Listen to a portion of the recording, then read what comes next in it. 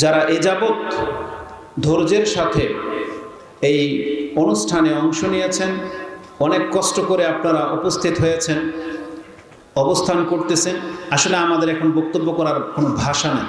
যদিও বলা হয়েছে যে এমন কিছু বলেন যাতে করে তারা ঘুম থেকে জেগে যায় বা তারা সজাগ হয়ে কথাগুলো শুনে, কিন্তু সেই মুখ নাই আমার। কারণ আমিও দেখতে পাচ্ছি, আমরা তো একটু আগে ঘরের মধ্যে আরামে শুয়েই ছিলাম, তাতেই আমাদের অবস্থা খুব খারাপ হয়ে গেছে, অস্থির লাগতেছে। আর আপনারা এই ফিল্ডের মধ্যে এই 2 দিন ধরে বিভিন্ন শেখদের বক্তব্য শুনে যাচ্ছেন, এটা অবশ্যই আপনাদের অনেক বড় একটা ত্যাগ। আমরা আল্লাহ সুবহানাহু ওয়া তাআলার কাছে দোয়া করি, আল্লাহ তুমি এই ত্যাগের বিনিময়ে তুমি আমাদের গুনাহ খাতাগুলোকে মাফ করে দাও, এবং আল্লাহ সুবহানাহু ওয়া তাআলা তুমি আমাদের এই কাজকে কবুল মঞ্জুর করে নিয়ে আমাদেরকে এর বিনিময়ে তুমি জান্নাতের ফয়সালা করে দাও। তো যতটুকু সময় আমি এখানে কথা বলবো, আমি চাই সেটা আমার এবং আপনাদের জন্য উপকার বয়ে আনবে ইনশাআল্লাহুল আজিজ।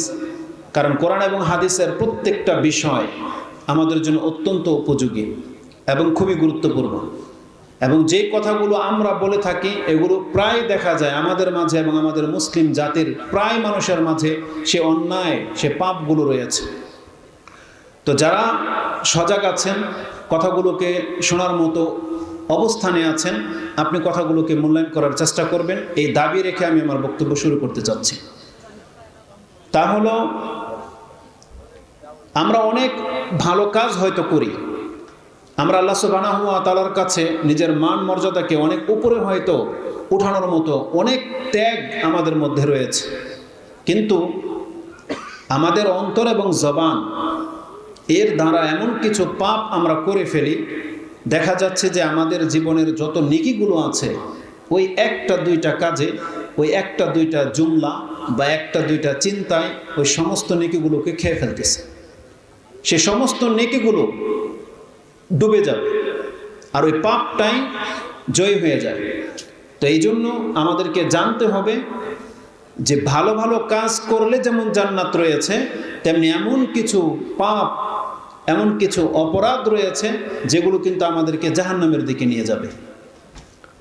তো কোরআন এবং হাদিসের মধ্যে আমাদেরকে যতগুলো রাস্তা থেকে সতর্ক করা হয়েছে, তার মধ্যে আমাদেরকে জানানো হয়েছে যে আমাদের এই জবান এবং আমাদের অন্তর, এই দুইটা খুব সেন্সিটিভ জিনিস। এত পাপ আমাদের দ্বারা হয়, তার মধ্যে অধিকাংশ পাপগুলো আমাদের এই জবান দিয়ে হয়। যেমন এই জবানের পাপের মধ্যে রয়েছে শিরকি বা কুফরি বাক্য উচ্চারণ করা। এই জবানের পাপ হচ্ছে গালি দেয়া। এই জবান দিয়ে আমরা গীবত করে থাকি, এই জবান দিয়ে আমরা কাউকে নিন্দা করে থাকি, এই জবান দিয়ে কাউকে আমরা খোঁটা দিয়ে থাকি। এগুলো সব জবানের পাপ। এই জবানের অনেক বড় একটা পাপ হচ্ছে মিথ্যা বলা। আমরা মিথ্যা বলে থাকি। উপরন্তু এই জবানের একটা পাপ হচ্ছে, যেটা অধিকাংশ যুবকরা যারা ফেসবুক ব্যবহার করে বা নেটওয়ার্কিংয়ের সাথে জড়িত, তারা অনেকে বোঝে না যে তার দ্বারা অনেক বড় একটা পাপ হয়ে যায়, আর অনেক বড় একটা ক্ষতির মধ্যে সে লিপ্ত হয়ে যায়। তা হলো, সে গোপনে যে পাপটা করে, দেখা যাচ্ছে যে ফেসবুক বা এই নেটওয়ার্কিংয়ের মাধ্যমে সেটাকে আবার প্রকাশ করে দেয়, মুখে বলে, বন্ধু বান্ধবদেরকে বলে। কিন্তু এটা যে তার জন্য কত মারাত্মক একটা ব্যাপার, এটা অধিকাংশ মানুষ আমরা বুঝি না। তা আমাদের জবান দিয়ে এই পাপগুলো আমাদের দ্বারা হয়ে যাচ্ছে। ঠিক তেমনি এই জবান যেমন আমাদের বন্ধু, আমাদেরকে নাজাতের সাবাব, আমাদেরকে জান্নাত এনে দিতে পারে, এই জবানই আমাদের শত্রু। এই জবানই আমাদেরকে কিন্তু জাহান্নামের দিকে নিয়ে যায়। ঠিক তেমনি আরেকটি গুরুত্বপূর্ণ অঙ্গ হচ্ছে আমাদের অন্তর, নাফস। এই অন্তর, এই নাফস যেটা, এটাও আমাদেরকে খুব সহজে জান্নাতে পৌঁছে দিতে পারে, আবার এই অন্তরই আমাদেরকে কিন্তু জাহান্নামের যাওয়ার মূল কারণ হয়ে দাঁড়িয়ে আছে। খুবই সেন্সিটিভ এই দুইটা জিনিস। তো কিছু কথা আছে যেটা আমি আপনার কাছে উল্লেখ করব, হতে পারে এই কথাগুলোর পরে আপনার চিন্তাতে কিছুটা পরিবর্তন আসবে, এবং আপনি হয়তো আমাদের জবানকে লাগাম দেওয়ার মতো একটা তৌফিক আমাদের হয়ে যাবে। মানুষের জবান এবং অন্তর এত মারাত্মক দুইটা সৃষ্টি, এর জন্য একটা চমৎকার একটা উক্তি দিয়ে আমি বক্তব্যটা শুরু করতে চাচ্ছি যে আপনার জবান, অন্তর, এটা কি? কোরআন হাদিসে বহু কথা আছে, কিছু কিছু উদ্ধৃতি হয়তো আমাদের চিন্তাটাকে পরিবর্তন করে দেয়। এমনই একটা উদ্ধৃতি কোট করেছেন তাফসির তাবারিতে, ইমাম তাবারি তার তাফসিরের মধ্যে উল্লেখ করেছেন। খুঁজে দেখলাম তিনি কথাটাকে নিয়েছেন মুসান্নাফ ইবনে আবি শাইবা, 34,294 রয়েছে কথাটি, 34,294, 34294। তাতে লোকমান আলাইহিস সালাম সম্পর্কে একটি কথা বর্ণিত হয়েছে। যে রাবি থেকে বর্ণিত সেই লোকটা মূলত দুর্বল, সুফি টাইপের লোক, কিন্তু যেহেতু এটা কোরআন হাদিসের কোনো উক্তি নয়, তাহলে এই ধরনের উক্তি বনী ইসরায়েলদের কাহিনীর মতো নিতে আমাদের কোনো বাধা নাই, কেননা এটা কোরআন হাদিসের সাথে মিল রয়েছে। তাই তার নাম হচ্ছে খালিদ আর রাবি।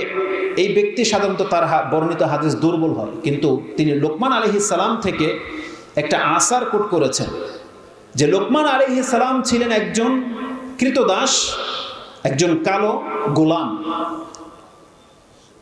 কানা লোকমান আব্দুন হাবাশিয়ুন নাজ্জার, এবং তিনি কাঠমিস্ত্রি ছিলেন, এমনটা বর্ণিত হয়েছে। তার মালিক তাকে কোনো একদিন, কিন্তু সে ধার্মিক থাকার কারণে তার মালিক তার সাথে আধ্যাত্মিক কথাবার্তা বলতেন, নসিহতপূর্ণ কথাবার্তা বলতেন। একদিন তাকে বললেন, ইসবাহালি শাত, তুমি আমার জন্য একটা বকরি জব করো। ফাজাবাহালাহু শাত, লোকমান আলাইহিস সালাম একটা বকরি জব করলেন। তখন সে মালিক তাকে বললেন, ফাইতিনি বিআতিয়া বিহা মুদগাতাইনি, এই বকরির মধ্যে সব থেকে উত্তম যে গোশতের টুকরা দুইটা আছে তুমি আমার জন্য নিয়ে আসো। ফাইতিহা বিল লিসানি ওয়াল কলব, লোকমান আলাইহিস সালাম সেই বকরি জবাইকৃত পশু থেকে জিহ্বাটা আর হৃৎপিণ্ডটা, যেটাকে আমরা হার্ট বলি, কলিজা বলি, ওটাকে বের করে নিয়ে আসছে। তখন বলছেন, মা কানা ফিহা শাইউন আতিয়াবা মিন হাযাইনি, এই বকরির, এই পশুর মধ্যে কি এই জিহ্বাটা আর এই মুদগা, যেটা এই কলিজার টুকরাটা ছাড়া কি আর কোনো উত্তম গোশতের টুকরা নাই? তিনি বলছেন যে লা। ফাসাকাতা মা সাকাতা, তারপরে তিনি, তার মালিক চুপ হয়ে গেলেন, যতদিন চাইলেন। আরেকটা বর্ণনায় আসছে, ফামাকাসা মা শা আল্লাহ, কিছুদিন কেটে গেল, যতদিন আল্লাহ চাইলেন। তারপরে কোনো আরেক দিন তিনি বললেন, ইসবাহালি শাত, ফাজাবাহালাহু শাত, আমার জন্য একটা বকরি জব করে নিয়ে আসো। তিনি তাই করলেন। তারপরে বললেন, আলকে আখবাসা মিনহা মুদগাতাইনি, এই পশুর মধ্য থেকে সব থেকে নিকৃষ্ট খারাপ গোশতের টুকরা কোনগুলো, তা থেকে দুইটা টুকরা তুমি ফেলে দাও। তখন তিনি কি করলেন, ওই জিহ্বাটা আর এই যে হৃৎপিণ্ড, যেটা এই হার্ট, কলিজাটাকে বের করে ফেলে দিলেন। কলিজা সাধারণত ভিন্ন হয়, কিন্তু আমাদের ভাষায় যেটা আমরা কলিজা বলি সেই জন্য বলতেছি, হৃৎপিণ্ড যেটা ফেলে দিলেন। তখন তার মালিক তাকে বলতেছেন, ফাকুলতু লাকা এতিনি বিআতিয়া বিহা, আমি তোমাকে কোনো একদিন বলেছিলাম যে আমাকে উত্তম দুটা গোশতের টুকরা এনে দাও। তুমি আমার জন্য লিসান, যেটা জবান, জিহ্বাটা আর এই হৃৎপিণ্ডটা এনেছিলা। আর যখন তোমাকে বলা হলো সুম্মা কুলতু লাকা আলকি আখবাসাহা মুদগাতাইনি, খারাপ দুইটা টুকরা ফেলে দাও, তো তুমি ওই জিহ্বাটা আর হৃৎপিণ্ডটাই ফেলে দিলে। তখন লোকমান আলাইহিস সালাম তাকে বললেন, হ্যাঁ, এটা এই জন্য করেছি, কালা লাইসা শাইউন আতিয়াবা মিনহুমা ইযা তাব ওয়া লাইসা শাইউন আখবাসা মিনহুমা ইযা খাবুসা। জিহ্বা এবং হার্ট, যেটা হৃৎপিণ্ড, এই দুইটা যদি সুস্থ থাকে, সঠিক থাকে, খারাপ না হয়ে যায়, তাহলে এই দুইটা গোশতের টুকরার মতো আর কোনো কিছু উত্তম কিছু হতে পারে না। আর এই দুইটা যদি কারো খারাপ হয়ে যায়, তাহলে এই দুইটা গোশতের টুকরার চেয়ে ঘৃণিত, নোংরা আর কোনো গোশতের টুকরা হতে পারে না। তার মানে তিনি বোঝাতে চাইলেন, কোনো ব্যক্তির যদি জবান এবং অন্তর ভালো থাকে, তাহলে এই ব্যক্তি সমাজে সব থেকে ভালো লোক। তার দ্বারা আপনি কল্যাণকর কিছু আশা করতে পারেন, তার সাথে আচরণ আপনি ভালো পাবেন, লেনদেন করে মজা পাবেন, তার সাথে বন্ধুত্ব করে আপনি কখনই ঠকবেন না। কিন্তু যেই ব্যক্তির জবান এবং অন্তর খারাপ, তার সাথে কোনো কাজে আপনি মিল পাবেন না। তার সাথে আপনি লেনদেন করেন, আপনি ঠকবেন। তার সাথে আত্মীয়তা করেন, আপনি শান্তি পাবেন না। তার সাথে বন্ধুত্ব করেন, আপনার বন্ধুত্ব টিকাতে পারবেন না। তো যার অন্তর খারাপ আর জবান খারাপ, এই ব্যক্তি কোনোদিন ভালো চরিত্রের মানুষ হতে পারে না। তো মানুষের এই জবান এবং অন্তর খুব সেন্সিটিভ জিনিস। কতটা সেন্সিটিভ মানুষের অন্তর আর জবানকে যদি পৃথক পৃথক আপনাকে আমি বুঝাই, তাহলে জেনে নেন আমাদের প্রত্যেকের অন্তরটা এটা এত মারাত্মক একটা সৃষ্টি। আল্লাহ সুবহানাহু ওয়া তাআলা তার এই যতগুলো বিষয়ের কসম খেয়েছেন, মানুষের বডির মধ্যে অন্য কোনো অঙ্গ প্রত্যঙ্গের কসম তিনি খাননি। মগজ অনেক ইম্পর্ট্যান্ট একটা জিনিস, আল্লাহ কসম খাননি। চোখ আমাদের জন্য অনেক গুরুত্বপূর্ণ বিষয়, কিডনি আমাদের অত্যন্ত গুরুত্বপূর্ণ বিষয়, কিন্তু আল্লাহ সুবহানাহু ওয়া তাআলা এগুলো কসম করেননি। কিন্তু আল্লাহ কসম করেছেন নাফসের, যে আত্মাটা আমাদেরকে দেয়া হয়েছে, বা এই হৃৎপিণ্ডের মধ্যে যে আত্মাটা থাকে, আমাদের যে প্রবৃত্তি, এটার কসম খেয়েছেন। আল্লাহ বলছেন ওয়া নাফসি ওয়া মা সাওয়াহা। আপনি সূরা শামস 91 নম্বর সূরার 7 থেকে 9 এর মধ্যে এই আয়াতগুলো পেয়ে যাবেন। আল্লাহ সুবহানাহু ওয়া তাআলা বলতেছেন শপথ ওই নাফসের এবং তার যিনি এটাকে সৃষ্টি করেছেন। আল্লাহ নিজের এবং তার সৃষ্টির এই অন্তর বা নাফসের কসম খেয়েছেন। এটা এতটা মারাত্মক বা এত সেন্সিটিভ একটা সৃষ্টি আল্লাহ সুবহানাহু ওয়া তাআলা। আল্লাহ সুবহানাহু ওয়া তাআলা বলছেন ফাআলহামাহা ফুজুরাহা ওয়া তাকওয়াহা। আমি এই অন্তরের কসম এই জন্য খেয়েছি, কারণ এই অন্তরটা চাইলে ফেরাউন, কারুন, হামানের মতো একবারে বদও হতে পারে। আর আল্লাহ সুবহানাহু ওয়া তাআলা বলতেছেন কোনো ব্যক্তি যদি চায়, তাহলে এই অন্তরটাকে ফেরেশতার চরিত্রের আবু বকর, ওমর, ওসমান, আলী রাদিয়াল্লাহু তাআলা আনহুম আজমাইন তাদের মতো উত্তম করতে পারে। তার মানে মানুষের অন্তরটা একেবারে খারাপ হয়ে যায়, আবার মানুষের অন্তর একেবারে ভালো রাখা সম্ভব। যে চায় সে তার অন্তরকে ভালো রাখতে পারবে, আর যে চাচ্ছে সে কিন্তু তার অন্তরকে খারাপ করে দিচ্ছে। তো মারাত্মক ব্যাপার। আল্লাহ সুবহানাহু ওয়া তাআলা তারপরে বলে দিয়েছেন কাদ আফলাহা মান যাক্কাহা। যেই ব্যক্তি এই অন্তরটাকে পবিত্র রাখতে পারলো, সেই ব্যক্তি ফালাহ, সার্বিক কল্যাণ পেয়ে গেল, সে মুক্তি লাভ করে দিল। আগে আল্লাহ সুবহানাহু ওয়া তাআলা বলছেন কাদ আফলাহা, সে নাজাত পেয়ে গেল, মুক্তি পেয়ে গেল, যেই ব্যক্তি এটাকে পবিত্র রাখলো। তো যেই ব্যক্তিটাকে খারাপ করে দেবে সে ধ্বংস হয়ে যাবে। তারপরের আয়াতে সে কথাগুলো আছে। অত্যন্ত মারাত্মক এই মানুষের অন্তর। মানুষের এই অন্তরই মানুষকে খারাপ কাজের দিকে লেলিয়ে দেয়। এই জন্য এটাকে সুস্থ রাখা এটা অত্যন্ত গুরুত্বপূর্ণ। আল্লাহ সুবহানাহু ওয়া তাআলা কোরআনের আরেকটা আয়াতে, সম্ভবত সূরা শুআরা 26 নম্বর সূরার 89 এবং 99, 89, 90 অথবা 88, 89 নম্বরের মধ্যে ইব্রাহিম আলাইহিস সালামের দোয়ার কথা উল্লেখ করেছেন। তাতে তিনি বলেছিলেন যে আল্লাহ তুমি আমাকে কিয়ামতের মাঠে লাঞ্ছিত করো না, যেই দিন ইয়াউমা লা ইয়ানফাউ মালুন ওয়ালা বানুন, যেই দিন কারো সন্তান সন্ততি আর কারো সম্পদ কোনো উপকারে আসবে না। ইয়াউমা লা ইয়ানফাউ মালুন ওয়ালা বানুন ইল্লা মান আতাল্লাহা বিকালবিন সালিম। কেবলমাত্র যেই ব্যক্তি একটা সুস্থ অন্তর নিয়ে আল্লাহর কাছে উপস্থিত হতে পারবে, এই ব্যক্তি শুধু নাজাত পাবে। তাহলে অন্তরের সুস্থতা অত্যন্ত গুরুত্বপূর্ণ ব্যাপার। কারণ অন্তর যদি শুধরে যায়, তাহলে জানেন সে কতগুলো পাপ থেকে মুক্ত হয়ে যাবে। এই অন্তরের পাপ হচ্ছে শিরকি বিশ্বাস রাখা, কুফরি বিশ্বাস রাখা, মুনাফিকের যে সন্দেহ থাকে, এটা অন্তরের রোগ। এই অন্তরের রোগ হচ্ছে ঘৃণা করা কাউকে। এই অন্তরের রোগ হচ্ছে নাজায়েজ সম্পর্ক তৈরি হয়ে যায়। এই অন্তরের রোগ হচ্ছে অন্তর অহংকার জন্মে যায়, হাসাদ, ফাসাদ তৈরি হয়ে যায় অন্তরের মধ্যে। এই যতগুলো পাপ আছে, আল্লাহকে ভয় না পাওয়া, এটা হচ্ছে আজকে আমাদের অধিকাংশ মুসলিমদের চরিত্র, যে আমরা আল্লাহকে ভয় পাই না। এটা আমাদের অন্তর খারাপ হয়ে যাওয়ার কারণে হয়েছে। তো অন্তর যদি ভালো থাকে, আমরা আল্লাহকে ভয় পাবো, আমাদের মধ্যে হিংসা জন্মাবে না, আমাদের মধ্যে অহংকার জন্মাবে না, আমাদের মধ্যে আল্লাহ সুবহানাহু ওয়া তাআলার ইবাদতের দিকে আমাদের মন ঝুঁকবে, এই সুস্থ অন্তর হলে। আর সুস্থ অন্তরের উপরে আপনার নাজাত পাওয়া না পাওয়ার বিষয় রয়েছে। আর চলে আসেন আমাদের জবান। আজকে আমাদের জবান দিয়ে যতগুলো পাপ আমরা করি, অন্য কোনো অঙ্গ প্রত্যঙ্গ দিয়ে হয়তো অতটা পাপ আমাদের হয় না, যতটা পাপ আমাদের জবান দিয়ে হয়। যে হাদিসটি আমি প্রথমে আপনাকে উল্লেখ করলাম, এটা ইমাম বুখারী রাহিমাহুল্লাহ এবং ইমাম মুসলিম তারা উভয়ে তাদের কিতাবুর রিকাক এবং কিতাবুর রিকাকে এনেছেন। ইমাম বুখারী রাহিমাহুল্লাহ তার 81 নম্বর অধ্যায়ে হাদিসটা এনেছেন এবং ইমাম মুসলিম তার 55 নম্বর অধ্যায়ে হাদিসটাকে এনেছেন। যদি আপনি নাম্বার চান, নাম্বারে আমি আপনাকে দেখাতে পারি, সেটা 6478 পেয়ে যাবেন বুখারীতে, এবং মুসলিমে হাদিসটি 7371 রয়েছে। আবু হুরায়রা রাদিয়াল্লাহু তাআলা হাদিসের বর্ণনাকারী, তিনি রাসূলুল্লাহ সাল্লাল্লাহু আলাইহি ওয়াসাল্লাম থেকে বর্ণনা করতেছেন যে মানুষের জবান, মানুষের মুখ দিয়ে যে জুমলাগুলো উচ্চারণ হয়, এমন কিছু কথা বলে মানুষ জানে না যে এর কি হতে পারে, এই কথার রেজাল্ট।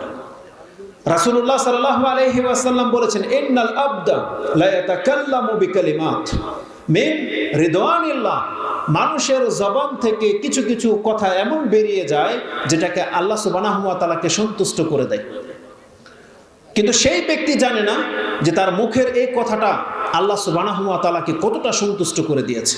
হাদিসের ভাষাটা হচ্ছে এরকম, লা ইউলকি লাহা বালান, সে ধারণা করতে পারে না, ওখানে উকি মেরে দেখে নাই যে তার কথাটা কত দামি ছিল।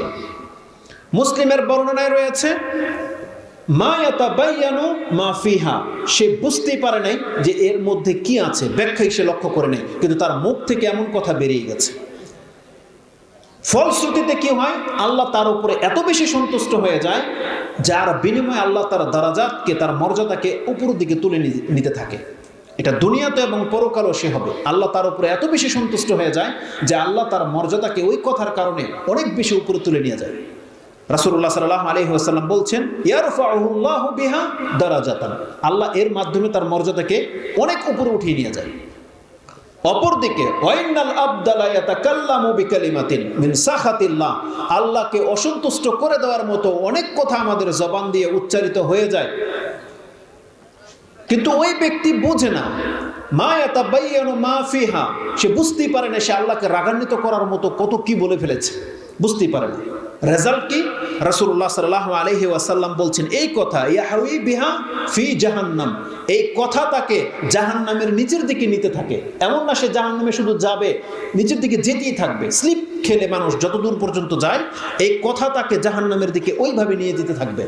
ইমাম মুসলিমের বর্ণনায় রয়েছে, আবাদা মা বাইনাল মাশরিকি ওয়াল মাগরিবি, পূর্ব এবং পশ্চিমের মধ্যে যতটা দূরত্ব রয়েছে, এই কথা তাকে জাহান্নামের অতটা তলে নিয়ে গিয়ে নিক্ষেপ করবে, কিন্তু সে বোঝে না সে কি বলেছে। তো মানুষের কথা, মুখের জুমলা এতটা মারাত্মক, আবার মানুষের মুখের কথা এতটাই মর্যাদাকর। যদি একটা এক্সাম্পল দিয়ে আপনি দেখেন, আমরা যারা মুখে উচ্চারণ করে দিয়েছি লা ইলাহা ইল্লাল্লাহ, আমরা অধিকাংশ মানুষ বুঝি না যে এটা কত বড় জুমলা আপনার আমার দ্বারা উচ্চারিত হয়ে গেছে। মুসলিম এটার কদর করতে পারে না, বরং আল্লাহ সুবহানাহু ওয়া তাআলা সূরা আলে ইমরান 3 নম্বর সূরার 17 নম্বর আয়াত যদি আপনি পড়েন, 17-18 নম্বর আয়াত, এই আয়াতগুলোতে আল্লাহ সুবহানাহু ওয়া তাআলা বলেছেন, শাহিদাল্লাহু আন্নাহু লা ইলাহা ইল্লা হুয়া ওয়াল মালাইকাতু ওয়া উলুল ইলমি কাইমান বিল কিসত। আল্লাহ সুবহানাহু ওয়া তাআলা বলতেছেন, আল্লাহ যে একজন, তিনি ছাড়া সত্য কোনো ইলাহা নাই, এটা একমাত্র আল্লাহ ছাড়া আর কেউ জানে না। আর আল্লাহ নিজে সেই কথার সাক্ষ্য দিচ্ছেন যে শাহিদাল্লাহু আন্নাহু লা ইলাহা ইল্লাহু, আল্লাহ নিজে সে সাক্ষী দিচ্ছেন। আল্লাহর ইলমটা যেমন হুবহু ওই রকমের সাক্ষী দিয়েছেন ফেরেশতারা, মালায়েকারা। আর আল্লাহ সুবহানাহু ওয়া তাআলা বলছেন, পৃথিবীর মধ্যে, মানুষের মধ্যে এমন কিছু ইন্টেলেকচুয়াল পারসন বা জ্ঞানীরা রয়েছে যারাও জেনে গেছে যে আল্লাহ ছাড়া সত্য কোনো ইলাহা নাই। আল্লাহ বলছেন, মালাইকাতুন ওয়া উলুল ইলমি কাইমুম বিল কিসত, যারা ইলমে পরিপক্ক তারাই কেবল জানে যে আল্লাহ ছাড়া সত্য কোনো ইলাহা নাই। তার মানে যেই ব্যক্তির মুখ থেকে এই জুমলা বেরিয়ে গেছে, আল্লাহ সুবহানাহু ওয়া তাআলার কাছে এই ব্যক্তি হচ্ছে সবথেকে বড় জ্ঞানী ব্যক্তি। এই পৃথিবীর মাঝে যারা বলে আল্লাহ ছাড়া সত্য কোনো ইলাহা নাই, এরা হলো সবথেকে বেশি ইন্টেলেকচুয়াল পারসন, জ্ঞানী ব্যক্তি। তাকে কেউ বুদ্ধিজীবী বলে না, বুদ্ধিজীবীদের কোঠা ভিন্ন, যে হয়তো তার রবকে চিনে না। কিন্তু আমরা যারা, আপনি যে কোনো স্ট্যাটাসের লোক হন না কেন, যে কোনো পর্যায়ের লোক হন না কেন, আপনি যদি এই কথার সাক্ষ্য দিয়ে দেন যে আল্লাহ ছাড়া সত্য কোনো ইলাহা নাই, আল্লাহর দৃষ্টিতে আপনি হলেন সেই সমস্ত ফেরেশতাদের মতন ইলম রাখা ব্যক্তি। ফেরেশতারা যেমন জানে আল্লাহ ছাড়া সত্য কোনো ইলাহা নাই, তবে জমিনের মধ্যে ওই সমস্ত জ্ঞানী ব্যক্তিরাও জানে যে আল্লাহ ছাড়া সত্য কোনো ইলাহা নাই। তো মানুষের জবান দিয়ে এই জুমলাটা যখন বেরিয়ে যায়, সে জানে না এর মাধ্যমে আল্লাহ তার মর্যাদাটা কোথায় উঠিয়ে নিয়েছে। পৃথিবীর সমস্ত কাফের মুশরিকের চেয়ে তার মর্যাদা সব থেকে বেশি, শুধু এই কথার মাধ্যমে ঈমান আনার কারণে। এবং আল্লাহ সুবহানাহু ওয়া তাআলা মানুষের কথাকে কতটা কদর করে আপনি দেখেন। লোকমান আলাইহিস সালামের কথাটাই ধরে নেন, তিনি কোনো নবী নন, কিন্তু তারপরেও কোরআনে যেমন সূরা ইব্রাহিম রয়েছে, সূরা হুদ রয়েছে, সূরা মুহাম্মদ রয়েছে, নবীদের নামে যে সূরা রয়েছে, তেমনি লোকমান নামে একটা সূরা রয়েছে। কি ঘটেছিল তার? তিনি তার ছেলেকে কয়েকটি ভালো ভালো উপদেশ দিয়েছিলেন। যিনি তার ছেলেকে বলেছিলেন, ইয়া বুনাইয়া লা তুশরিক বিল্লাহ ইন্না শিরকা লাযুলমুন আযীম। একজন পিতা কিছু ভালো নসিহত করার কারণে আল্লাহর কাছে তার মুখের জুমলাগুলো এতটা পছন্দনীয় হয়েছে যে আল্লাহ সেই কথাগুলোকে কোরআনের মধ্যে আয়াত হিসেবে রেখে দিয়েছেন এবং তার নামে একটা সূরা নাজিল করে দিয়েছেন। তেমনি 40 নম্বর সূরা, যেটা সূরা গাফির, মুমিন হিসেবে আমরা চিনি, ওইখানেও ফেরাউনের যুগের তার মন্ত্রী পরিষদের বা তার কাউমের একজন সৎ লোকের কিছু কথা আছে, যে ফেরাউনকে এবং মন্ত্রী পরিষদের লোকদেরকে এবং বড় বড় তাগুতদেরকে কিছু উপদেশ দিয়েছিল। আল্লাহ সুবহানাহু ওয়া তাআলার কাছে সেটা এত পছন্দনীয় হয়েছে যে আল্লাহ ওই ব্যক্তির নামে ওই মুমিন হিসেবে একটা সূরা রেখে দিয়েছেন। তো যারা আল্লাহ সুবহানাহু ওয়া তাআলার সন্তুষ্টির জন্য কথা বলে, আল্লাহ সুবহানাহু ওয়া তাআলা তাদের মর্যাদাকে অনেক বেশি উপরে তুলে নিয়ে যান। আর কতক ব্যক্তিরা আছে যাদের জুমলা, মুখের জুমলা এত জঘন্য, আল্লাহ সুবহানাহু ওয়া তাআলাকে এত বেশি রাগান্বিত করে দেয়, সে মুসলিম হয়েও জাহান্নামের অতল তলে গিয়ে পতিত হয়, মুনাফিকদের নিচে গিয়ে পতিত হবে হয়তো। কি এমন ভাষা আছে বলেন তো দেখি, যদি আপনাদের নলেজে থেকে থাকে, যে একজন মুসলিম, একজন ব্যক্তি এমন কি জুমলা ব্যবহার করে যে আল্লাহ সুবহানাহু ওয়া তাআলা তার উপরে এতটা বেশি রেগে যান এবং এই ব্যক্তিকে জাহান্নামের একেবারে নিচের দিকে নিয়ে যেতে থাকে। আমি আমার কান কিছু শব্দ শুনেছি, আপনারা শুনেছেন কিনা দেখি, মিলিয়ে দেখি হয় কিনা। আমি প্রায় যখন অটোতে বসি, প্রায় কিছু মুরব্বী মহিলা আছে, বয়স্করা আছে, বলে আল্লাহ রাসূল। সে যেখানে বিসমিল্লাহ বলবে, এটা না বলে বলতেছে আল্লাহ রাসূল, বরং ওঠার সময় বলে ইয়া রাসূলুল্লাহ। আপনার বাসায় এসে যখন ভিক্ষা চাইতে আসে, আমি প্রায় শুনেছি তারা বলে আল্লাহ রাসূল, একটু ব্যথা পেলেও বলে এটা। আমি জানি না আপনাদের সমাজের প্রচলন আছে কিনা। আছে? আপনি কি মনে করেন এই হাদিসের সাথে মিলে কিনা? মা ইয়াতাবায়ানু মা ফিহা, এই মহিলা বা এই মানুষটা বোঝে না যে তার মুখ থেকে এমন কি জুমলা বেরিয়ে গেল, সে বোঝে না। কিন্তু সে আল্লাহ সুবহানাহু ওয়া তাআলার নামই নেয়নি, যেখানে আল্লাহর নাম নিতে হতো সেখানে সে বলতেছে আল্লাহ রাসূল। আল্লাহ যদি সে এটা মনে করে যে আমি আল্লাহ এবং তার রাসূলকে ডাকলাম, তাহলেও তো সে শিরিক করলো। কারণ আল্লাহ সুবহানাহু ওয়া তাআলা সূরা জিন 72 নম্বর সূরার 18 নম্বর আয়াতে বলে দিয়েছেন, ওয়ান্নাল মাসাজিদা লিল্লাহি ফালা তাদউ মা আল্লাহি আহাদা। দেখো এই পৃথিবীর মধ্যে সেজদার জায়গা একমাত্র আল্লাহ, আল্লাহর জন্য। তুমি আল্লাহর সাথে অন্য কোনো একজনকেও ডাকবা না, একজনকেও না, আহাদান বলা হয়েছে। আর যেখানে রাসূলুল্লাহ সাল্লাল্লাহু আলাইহি ওয়াসাল্লাম তিনি আমাদেরকে শিক্ষা দিয়েছেন, ইযাস সালতা ফাসআলিল্লাহ ইযাস্তানতা ফাসতাইন বিল্লাহ, যদি তোমার কিছু চাইতে হয় আল্লাহর কাছে চাও। যিনি রাসূলুল্লাহ সাল্লাল্লাহু আলাইহি ওয়াসাল্লাম সব কাজ আল্লাহর নাম নিয়ে করতেন, সেখানে আপনি মুসলিম হয়ে, সে রাসূলের উম্মত হয়ে, তার দেখানো শিক্ষা পেয়েও আপনার মুখ দিয়ে আল্লাহর নাম বেরোয় না, বরং যেই জায়গাতে আল্লাহর নাম নিতে হইতো সেখানে আপনি রাসূলকে জপেন। এটা খুব মারাত্মক একটা জুমলা, খুবই মারাত্মক জুমলা। কেউ আছে তার জবান দিয়ে এরকমের অনেক জঘন্য কথা বলে দেয়, আল্লাহকে কষ্ট দেয়, কিন্তু সে জানে না যে কত বড় মারাত্মক কথা সে বলেছে। তো মানুষের জবান মানুষকে এইভাবে জাহান্নামের দিকে নিয়ে যেতে থাকে। খুবই সেন্সিটিভ এই বিষয়টা। রাসূলুল্লাহ সাল্লাল্লাহু আলাইহি ওয়াসাল্লাম বলছেন, এ থেকে নাজাতের একটা উপায় আছে।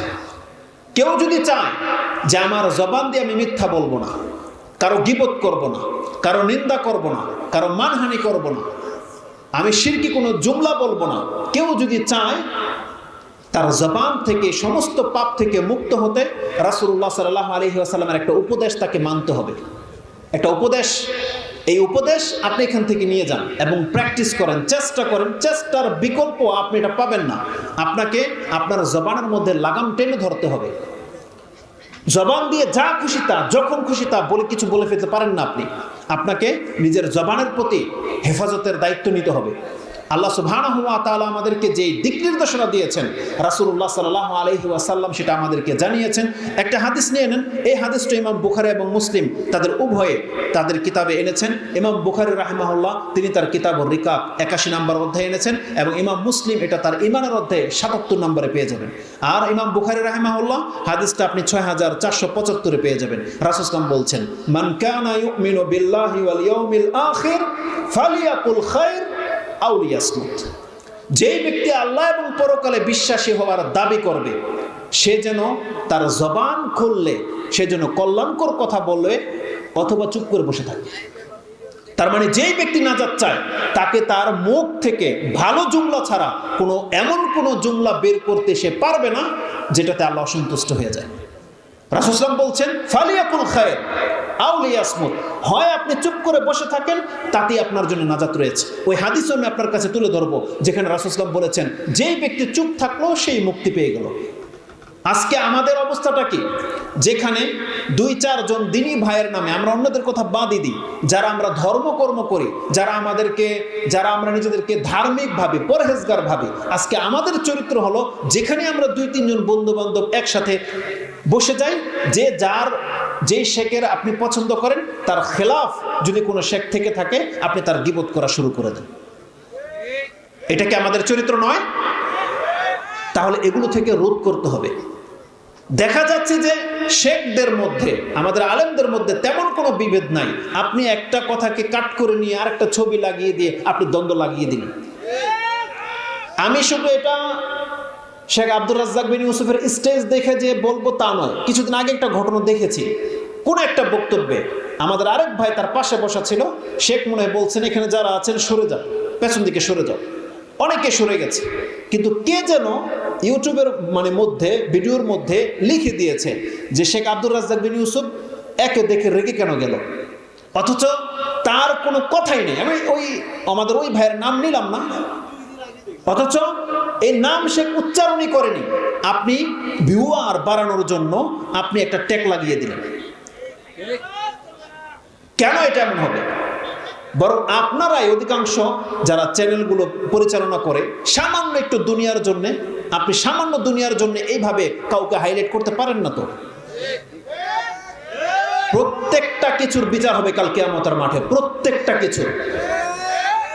তো রাসূলুল্লাহ সাল্লাল্লাহু আলাইহি ওয়াসাল্লাম বলছেন, যেই ব্যক্তি মুখ খুলবে তার উচিত সে যেন ভালো কথা বলে, আর নাহলে তার মুখ বন্ধ করে সে বসে থাকবে। সেটা আপনি ফেসবুক বলেন, টুইটার বলেন, হোয়াটসঅ্যাপ বলেন, যেখানে বলেন না কেন, চায়ের দোকানে বলেন আর মাঠে ঘাটে বলেন আর আপনার ঘরে বলেন, থেকে এমন কোনো সেন্টেন্স বা জুমলা বের হয় না যেটা লিখা না হয়। প্রত্যেকটা কথা আল্লাহ সুবহানাহু ওয়া তাআলা লিখে রাখেন। আরে কোরআনে তো আল্লাহ সুবহানাহু ওয়া তাআলা এমনটাও বলেছে, কোনো একটা জুমলা নয়, বরং একটা শব্দ যদি কারো মুখ থেকে বের হয়, ও আহ এরকম যদি কিছু বের হয়, সেগুলো নোট হয়ে যায়। যারা আমরা ব্যথা পেলে কি বলি? বিসমিল্লাহ তো বলি না।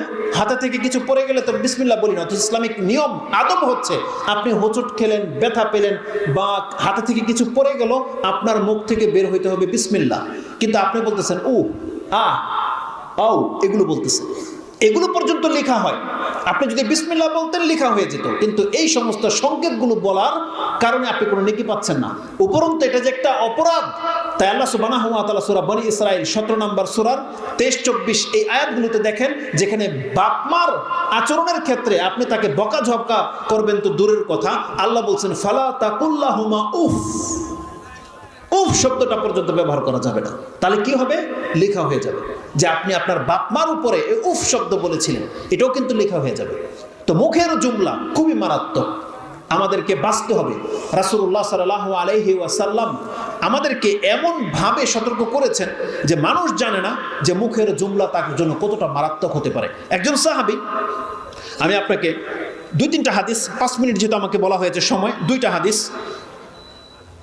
সুফিয়ান বিন আব্দুল্লাহ আস-সাকাফি তিনি বলতেছেন, ইয়া রাসূলুল্লাহ, আমার ব্যাপারে সব থেকে ভয়ঙ্কর যদি কোনো বিষয় আপনার নজরে এসে থাকে বলেন তো ইয়া রাসূলুল্লাহ, আপনি আমার ব্যাপারে কোন জিনিসটাকে সব থেকে বেশি ভয় করেন, যেটা আমাকে ধ্বংস করে দেওয়ার জন্য কারণ হতে পারে। বলছেন, ইয়া রাসূলুল্লাহ, মা আখওয়াফু মা তাখাফু আলাইয়া, আমার ব্যাপারে কোন বিষয়টাকে আপনি সব থেকে বেশি ভয় করেন। সে সাহাবী বলতেছেন, তখন রাসূল সাল্লাল্লাহু আলাইহি ওয়াসাল্লাম নিজের জিহ্বাটা টেনে ধরলেন, বের করে বললেন, হাজা, এটা হচ্ছে তোমার জন্য সব থেকে মারাত্মক বিষয়, যে তুমি এটার কারণে ধ্বংস হয়ে যেতে পারো, এটাকে থামাও। রাসূল সাল্লাল্লাহু আলাইহি ওয়াসাল্লাম নিজের জিহ্বাটাকে টেনে ধরে বললেন, এটাকে সংযত করো। এই হাদিসটা আপনি তিরমিজিতে পেয়ে যাবেন। রাসূলুল্লাহ সাল্লাল্লাহু আলাইহি ওয়াসাল্লামকে আরেকজন সাহাবী জিজ্ঞাসা করেছেন, ইয়া রাসূলুল্লাহ, মান নাজাত কিভাবে হবে? তখন রাসূল সাল্লাল্লাহু আলাইহি ওয়াসাল্লাম তাকে বলেছেন, আমলিক আলাইকা লিসানাক, তুমি তোমার জবানের মালিক হয়ে যাও। তুমি এটাকে কন্ট্রোল করা শিখো। তার মানে তোমার এটা দায়িত্ব, এবং যথাসম্ভব ঘরের মধ্যে থাকার চেষ্টা করো, এবং তোমার পাপের কারণে তুমি কাঁদার চেষ্টা করো, এর মধ্যে তোমার নাজাত রয়েছে। এই হাদিসটা আপনি মুসনাদে আহমদ এবং তিরমিজিতে পেয়ে যাবেন। হাদিস হচ্ছে 2406। রাসূলুল্লাহ সাল্লাল্লাহু আলাইহি ওয়াসাল্লাম যখন বলেছেন তুমি তোমার জবানের কন্ট্রোল নিয়ে আসো, মুআজ বিন জাবাল বলতেছেন, ইয়া রাসূলুল্লাহ, আমাদের মুখের কথার কারণেও কি আমাদেরকে ধরা হবে? মুখের কথার কারণে রাসূলুল্লাহ সাল্লাল্লাহু আলাইহি ওয়াসাল্লাম বলছেন, ওয়া হাল ইয়াকুব্বুন নাসু ফিন নারি আলা উজুহিহিম, এটাও কি হতে পারে যে মানুষের মুখের ভরে টেনে নিয়ে জাহান্নামে ফেলে দেবে? এটা যদি মুখের অপরাধের কারণে না হয়, তাহলে আর কোন অপরাধের কারণে এমনটা হবে? রাসূল সাল্লাল্লাহু আলাইহি ওয়াসাল্লাম বলছেন, ইল্লা হাসাইদু আলসিনাতিহিম, মানুষের মুখের খারাপির কারণেই তো মানুষকে উপর করে নিয়ে জাহান্নামে ফেলে দেওয়া হবে। এটা মুখের পাপের কারণে হবে এত বড় শাস্তি। অনেক পাপের ক্ষেত্রে তো হয়তো এই শাস্তির কথা আসে নাই, বলা হয়েছে সে জাহান্নামে যাবে, কিন্তু মুখের ভর করে উপর করে নিয়ে টেনে জাহান্নামে ফেলে দেওয়া হবে ওই ব্যক্তিদেরকে যারা তাদের মুখের লাগাম পরায়নি, এই জবান দিয়ে যা খুশি তা বলে ফেলেছে। আল্লাহ সুবহানাহু ওয়া তাআলা এটাকে এত মারাত্মকভাবে বলেছেন, একটু আগেই বলেছেন সেই হাদিসটা আসবে, এটা আপনি তিরমিজিতে পেয়ে যাবেন। রাসূলুল্লাহ সাল্লাল্লাহু আলাইহি ওয়াসাল্লামকে জিজ্ঞাসা করা হয়েছে, আব্দুল্লাহ ইবনে আমরিন, তিনি বলছেন, কালা রাসূলুল্লাহ সাল্লাল্লাহু আলাইহি ওয়াসাল্লাম মান সামাতা নাজা, যেই ব্যক্তি চুপ থাকলো সেই ব্যক্তি নাজাত পেয়ে গেল। সর্বশেষ, যেহেতু 5 মিনিট ওভার হয়ে গেছে, সর্বশেষ যেই কথাটা আমি শেষ এন্ডিংয়ে বলবো সেটা হচ্ছে, ওই যে বলেছিলাম যে আমাদের অনেকের দ্বারা গোপনে কিছু পাপ হয়ে যায়। আপনি কি জানেন আল্লাহ সুবহানাহু ওয়া তাআলা আপনাকে ক্ষমা করার জন্য কি ব্যবস্থা রেখেছেন? এই হাদিসটা আপনি ইমাম বুখারী থেকে নিয়ে নেন। ইমাম বুখারী রাহিমাহুল্লাহ তিনি তার 78 নম্বর অধ্যায় কিতাবুল আদব বিররি ওয়াল আদব, তাতে 60 নম্বর পর্বে পেয়ে যাবেন যে মুসলিমদের উচিত তার পাপগুলোকে প্রকাশ না করা। সেখানেই নিচ্ছেন যে বান্দাদের উচিত তাদের দ্বারা যে পাপগুলো হয়ে যায় সেগুলো যেন কারো কাছে প্রকাশ না করে। দেখেন আজকে আমাদের মুখের কারণে আমরা আমাদের পাপগুলোকে কিন্তু প্রকাশ করে দিয়ে ফেসে যাচ্ছি। একজন ব্যক্তি যদি পাপ করে আল্লাহ তার সাথে কি আচরণ করে? রাসূলুল্লাহ সাল্লাল্লাহু আলাইহি ওয়াসাল্লাম তিনি বলতেছেন, কুল্লু উম্মতি মুআফা ইল্লা আল মুজাহিরুন, আমার উম্মতের প্রত্যেকটা লোক ক্ষমা পেয়ে যাবে তবে প্রকাশকারীরা ছাড়া। যেই ব্যক্তি পাপ করে প্রকাশ করে, এই প্রকাশকারী প্রকাশ্য পাপীরা ছাড়া আমার উম্মতের যে কোনো পাপী মাপ পেয়ে যাবে। তার মানে যারা গোপনে পাপকে গোপনে রেখেছে, প্রকাশ করেনি, উদ্যততা দেখায়নি, আর এদের চাইতে কত বড় মারাত্মক পাপী, একটু আগে শেখ নেশার সম্পর্কে বলেছে না, যারা প্রকাশ্যে সিগারেট খায়, প্রকাশ্যে জর্দা হারাম খেয়ে ঘোরা বেড়াচ্ছে, যারা প্রকাশ্যে নেশা করে, নেশা নিচ্ছে, এগুলো কত বড় পাপ। যারা প্রকাশ্যে দাড়ি ফেলে দিয়ে হাঁটতেছেন, যাদের প্রকাশ্য পাপ হচ্ছে প্যান্ট টাকনার নিচে, আপনি ইসলামকে বুড়ো আঙ্গুল দেখিয়েছেন, প্রকাশ্য পাপ। এদের রেজাল্ট কি হবে? যেখানে রাসূলুল্লাহ সাল্লাল্লাহু আলাইহি ওয়াসাল্লাম বলছেন একজন ব্যক্তি গোপনে পাপ হয়ে গেলে এটা যদি সে গোপন রাখে নাজাত পাওয়ার চান্স আছে, যদি প্রকাশ করে দেয় এই ব্যক্তি নাজাত পাবে না। আর আপনি প্রকাশ্যে পাপে লিপ্ত, এই ব্যক্তিদের কি হবে? রাসূলুল্লাহ সাল্লাল্লাহু আলাইহি ওয়াসাল্লাম বলছেন একজন ব্যক্তির প্রকাশ করে দেওয়াটা কেমন, তিনি বলছেন, ওয়াকাদ সাতারাহাল্লাহ আন্না আয়ামালা আর-রাজুলু আমালান বিল-লাইলি সুম্মা ইউসবিহু ওয়াকাদ সাতারাহুল্লাহ, একজন ব্যক্তি রাতে কোনো একটা কাজ করে ফেলেছে, আল্লাহ সেটাকে ঢেকেছিলেন, পর্দা করে রেখেছিলেন, কিন্তু এই ব্যক্তি কি করেছে?